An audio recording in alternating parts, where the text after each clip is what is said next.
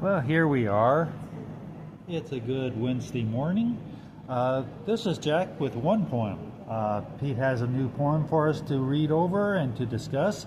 So, Pete, would you go ahead and get us started? Thank you, Jack. Our poem for today is To a Friend Estranged from Me by Edna St. Vincent Millay. Go ahead and give us a read. Now goes under, and I watch it go under, the sun that will not rise again.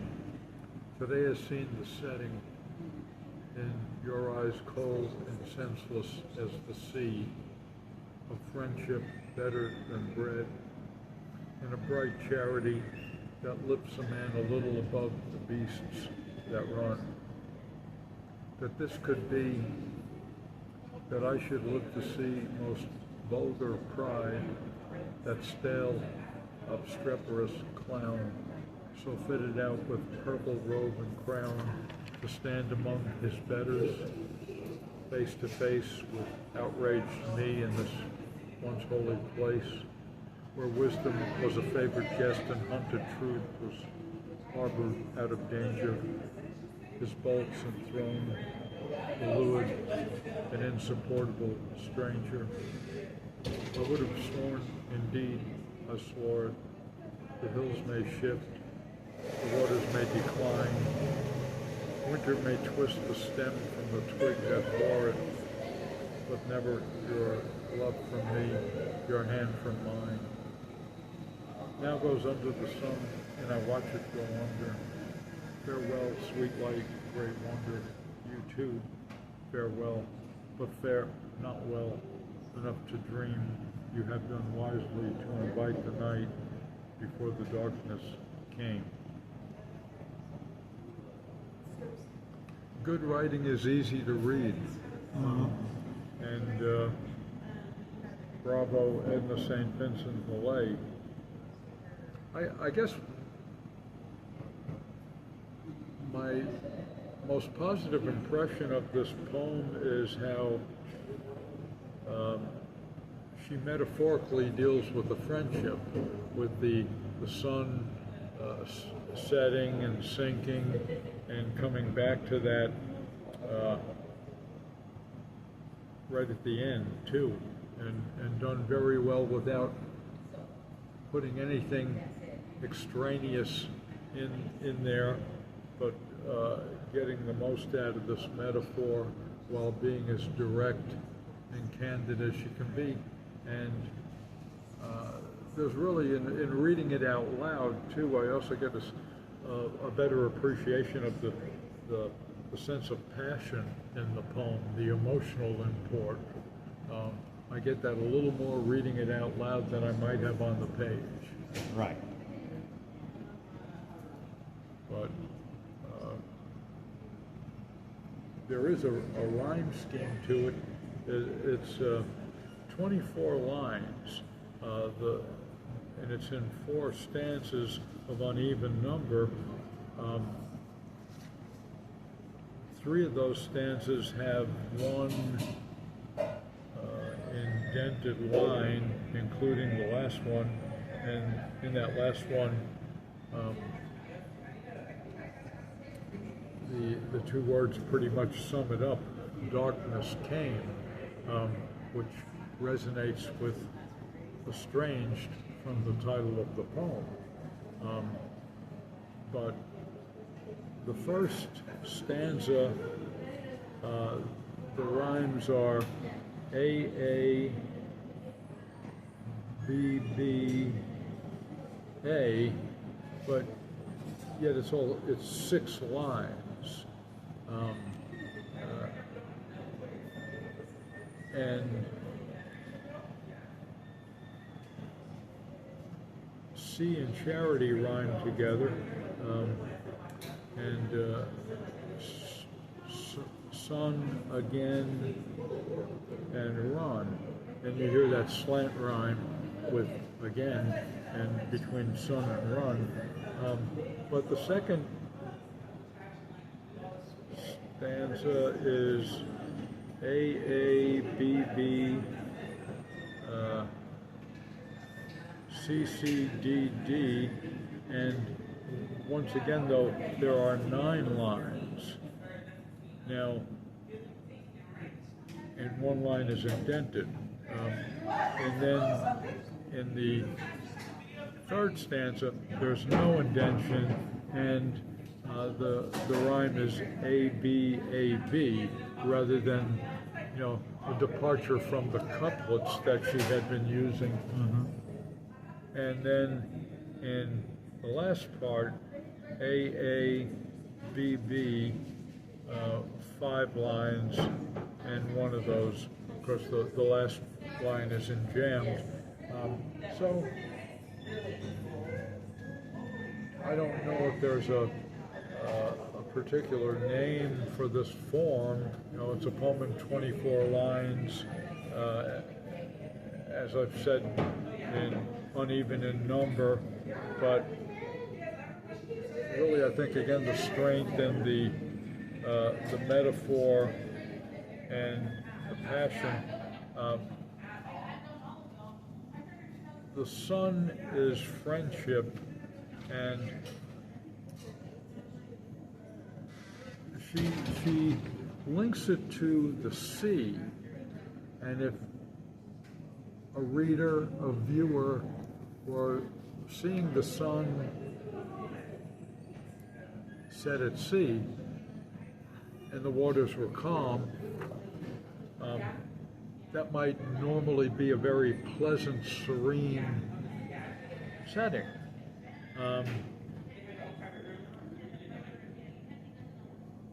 The sunset at sea should be pleasant, but the ending of this friendship is unpleasant, and she certainly makes that clear. The speaker is kind of incredulous that this could be an exclamation mark at the end of that line.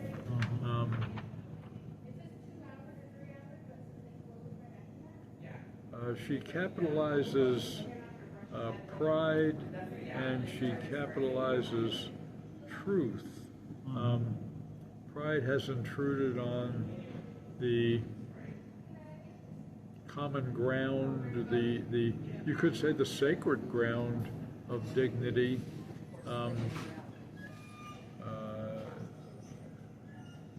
To stand among his betters. Okay, his betters are you and me, maybe, in this holy place, face to face with outraged me in this once holy place. It's not holy anymore, and there's that word with a lot of emotional import, outraged, outraged me. And pride has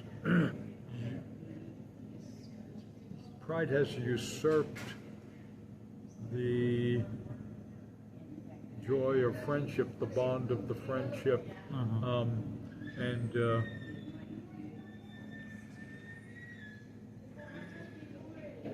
overthrown. Where's the the personification here, fitted out with purple robe and crown, and she makes the image a little more vivid with the color purple, and then his bulk's enthroned, and then she has a lewd and insupportable stranger, and it's not it's at least from the book that we took this poem from, a lewd, and it's almost like that's elliptical, where she was going to say something else, a lewd creep or something, a lewd thug, let's say, an insupportable stranger, but she stops it right there, a lewd and insupportable stranger.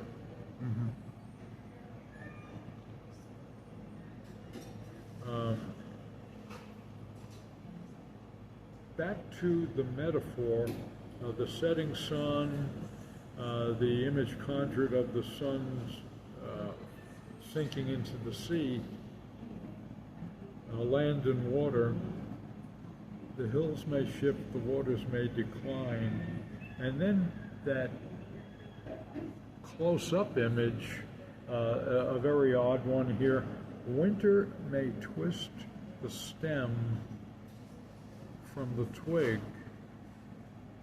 that bore it. Well, I would think that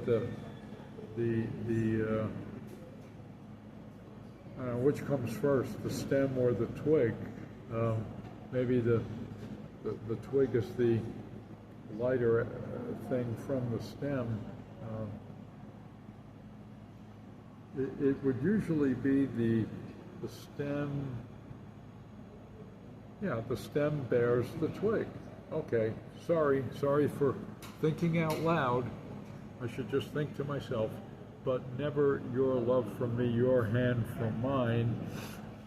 Repetition there. Now goes under the sun. And you see there that repetition from the beginning now goes under, and I watch it go under the sun, and here she changes it up. Now goes under the sun, and I watch it go under.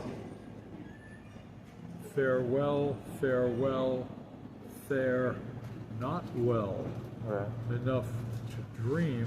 You know, it's almost like, I think one time I wished somebody an unhappy birthday. Right. Fare not well. There's an element of spite there. Enough to dream you have done wisely to invite the night before the darkness came.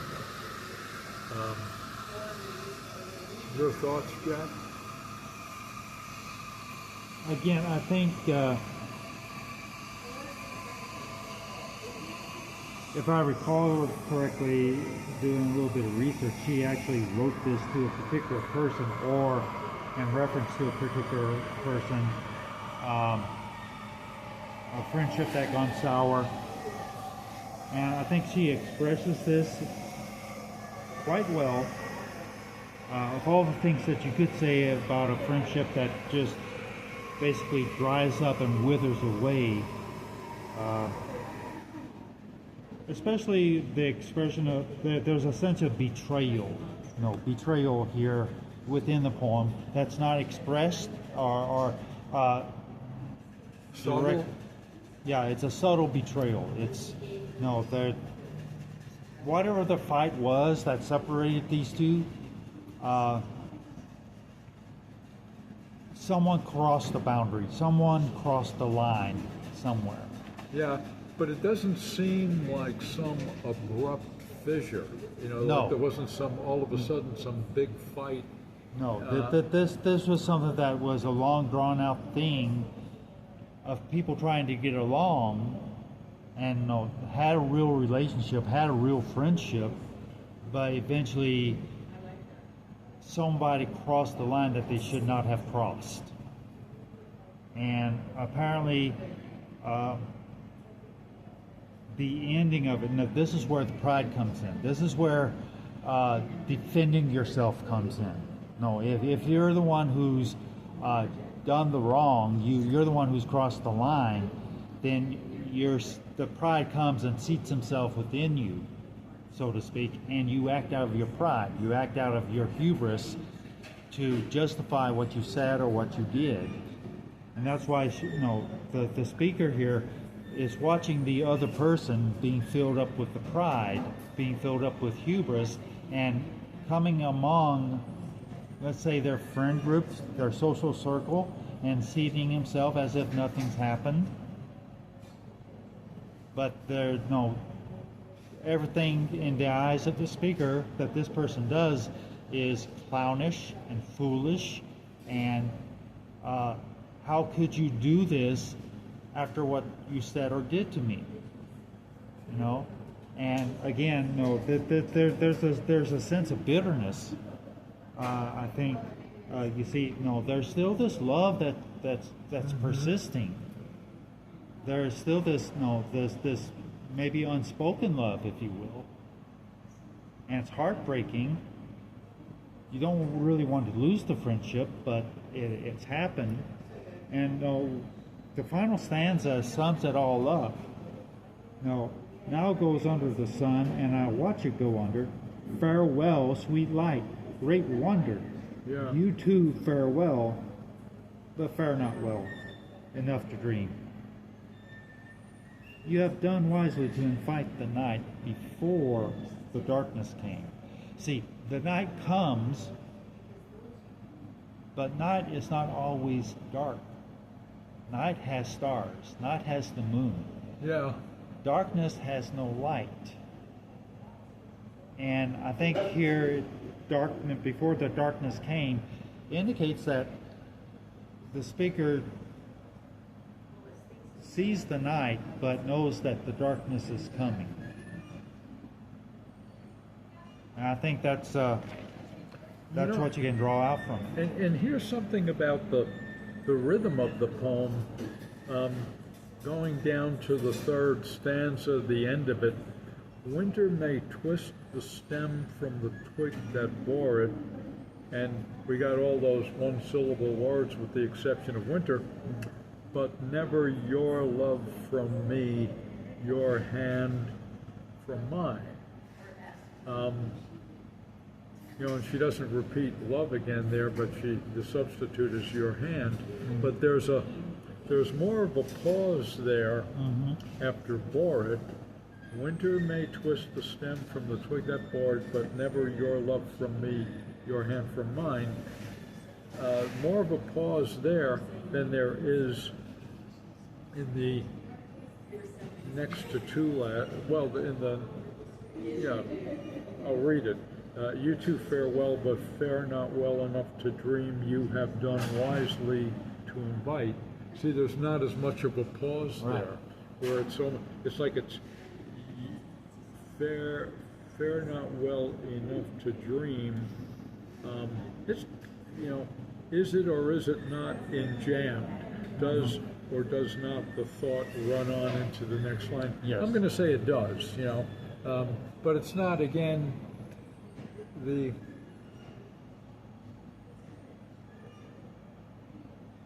So important as is it or isn't, but I guess to get a sense of the rhythm of the poem, because the meaning being in the rhythm, but another, as it is in all poems, but again, as it is in many poems, one of the virtues here is it does seem like a private poem, that it was written with some particular person in mind, and it also seems like a poem that many people can relate to. If you have experienced the joy, the joys, the sorrows, the ups and downs, the complexities of a friendship, you could certainly relate to this poem, I would think. Well, I think that's the whole thing. Poets are commentators on life and existence. They're mirrors of what they see and hear and their experiences. And primarily, poets write truth. Whether they imagine their stories or they are basing their stories on real life events. They're writing a truth about people. They're writing a truth about existence, about being.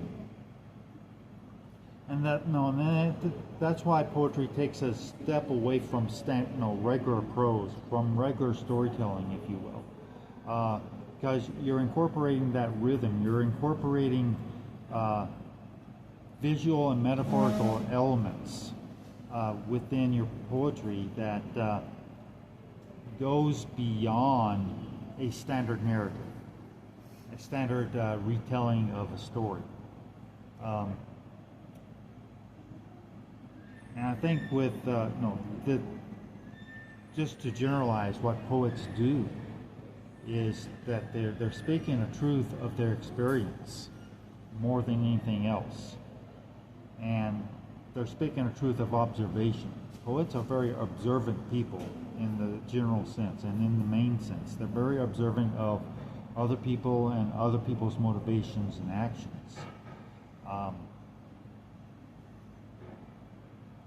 And the best poets lay that out as boldly as they can.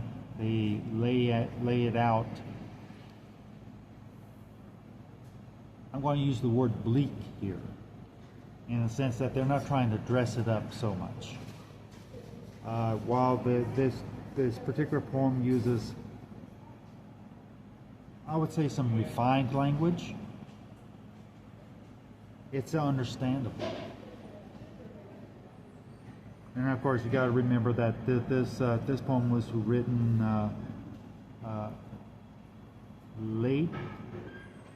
early 20th century, if I remember right. Yeah, maybe. Well, Millay died in 48 or 49, I think. Okay. And this might have been written, or this could have been written in the 1920s. And, you know, there were so many big name writers writing, and she certainly had a good reputation then. I think she did, and continues to have a good reputation. And I think a virtue of a poem like this is it makes me want to know her more as a poet, to read more of her work. She's very accomplished with writing sonnets. Here's something, though, too. One line ends with the conjunction "and." In your eyes cold, and then you got your first indented line, senseless as the sea.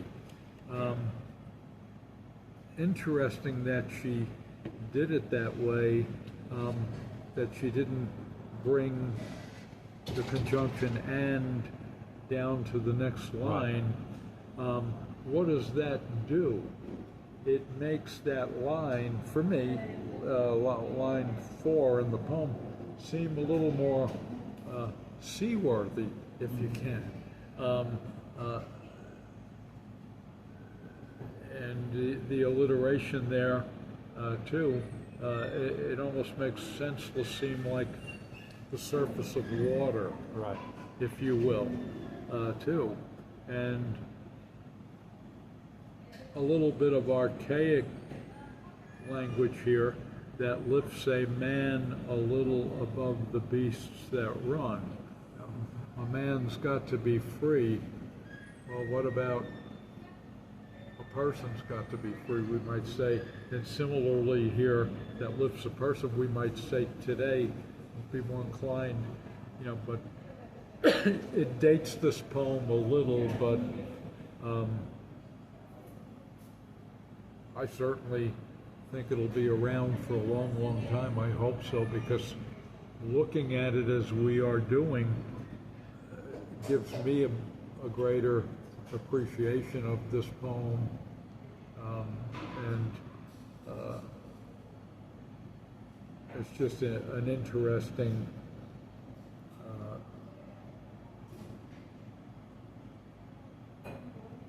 utterance that comes out of lived experience, but again, there seems to be a real attention to not only what she's saying, but how she's saying it, some kind of form, and part of that, of course, is the end rhymes that she has in the poem too.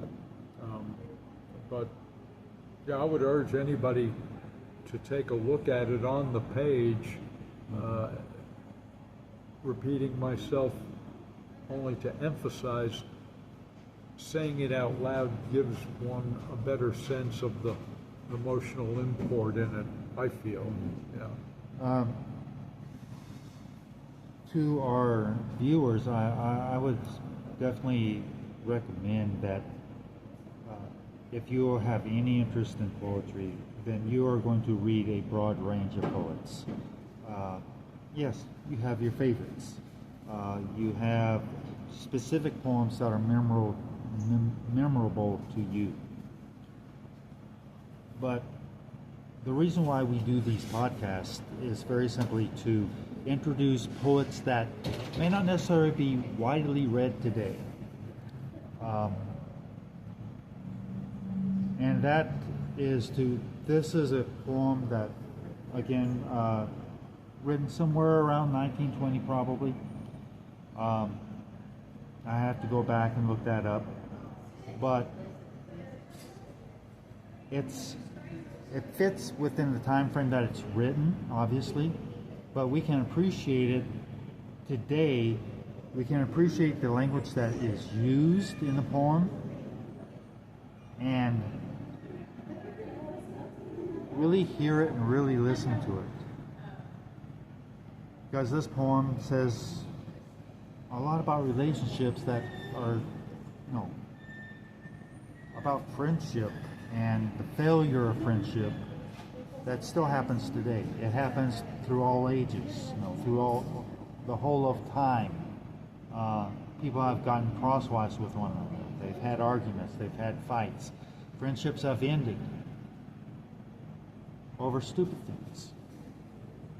And that's why St. Vincent Millay, this poem right here, To an Estranged Friend, that's why the poem's important. Somebody said to me once, it sounds a little bit maudlin, but I really think it's true. Poets don't write as poets, or writers don't write as writers, they write as human beings. Mm-hmm. I think there is a lot of wisdom in that we do write. While this poem seems crafted, it would be hard to tell how many drafts Millay went through to get to what's on the page. Maybe the first time was it for her too, but it seemed what am I trying to say? It seems well crafted, but there's a real, I know I'm repeating myself,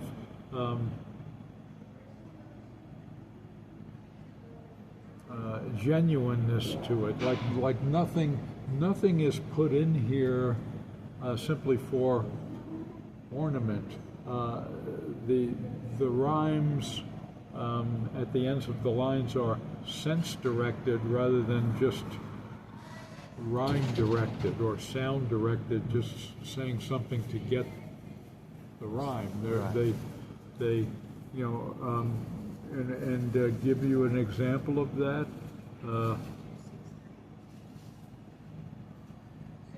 See in charity. See in the last syllable of charity, but you take the whole word by itself. Charity is a human virtue.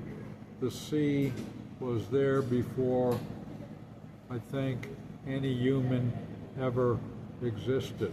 So the sense similarity there is in the contrast, emphasizing that charity is human. And then you've got clown and crown. Well, traditionally in literature, the crown had a court jester, a clown who told him who was really a wise clown. You see, so if you went through, all of it really, that's what I mean by a sense similarity. Right. And I imagine in Millay's many sonnets that she wrote, that sense similarity prevailed too, that things weren't just there to get the rhyme, or not only to get the rhyme, but to putting anything in there just as a metaphorical window dressing. That's not only the virtue here of what the poem has, but what it doesn't have. It doesn't have any window dressing, even though it has epithets like favored guest and insupportable stranger. I never heard those adjectives with those nouns before, and his bulks enthroned, that too sounds original and pleasant to the ear, and just a lot going on here.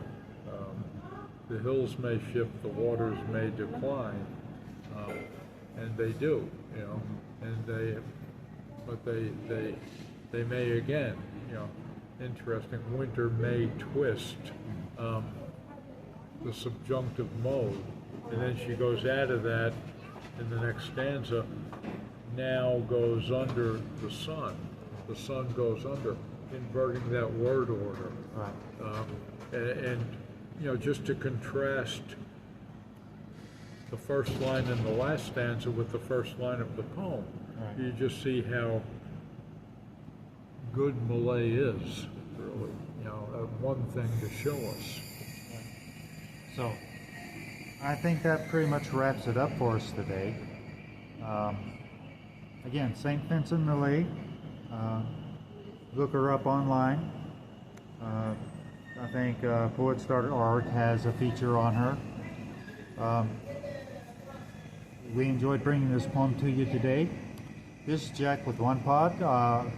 Pete, thank you so much for giving us the analysis, and everybody have a great day.